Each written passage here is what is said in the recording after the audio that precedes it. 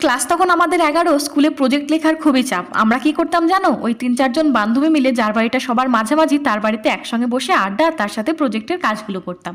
ফাঁকি মেরে মেরে ঠিক প্রজেক্ট জমা দেওয়ার আগের দিন বিকেলবেলায় সবাই মিলে এক বান্ধবীর বাড়ি আমরা লিখতে যাই। বিকেল থেকে সন্ধ্যা হয়ে যায়, তবুও প্রজেক্ট কিছুতেই কমপ্লিট করতে পারি না। সবার বাড়ি থেকে বারবার ফোন আসে, সন্ধ্যা হয়ে যাচ্ছে, তাড়াতাড়ি বাড়ি ফিরে আই। সবাই খুব সিরিয়াসভাবে সেদিনকে কাজগুলো করছিলাম।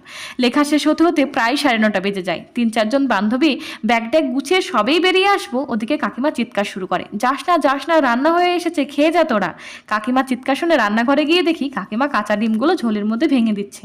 ফার্স্ট টাইম এমন রান্না দেখে একটু অস্বস্তিতেই পড়ে যায়, তবে কাকিমার অনুরোধে ভয়ে ভয়ে খেতে বসি। রাত্রি হয়ে গেছে যে, বাড়িতে বকবে তো, তবে খেতে বসে সাধারণ ডিমের ঝোল ভাত এত তৃপ্তি করে খেয়েছিলাম, আজও মাকে বলি কাকিমার মতন করে ডিমটা রান্না করো না মা। রাত্রি প্রায় 10টার সময় আমরা আমাদের সাইকেল নিয়ে বেরিয়ে পড়ি, আর কাকু পিছন পিছন এসে সবাইকে বাড়ি অবধি পৌঁছে দেয়। পুরোনো দিনগুলো মনে পড়লে আজও চোখে জল এসে যায়।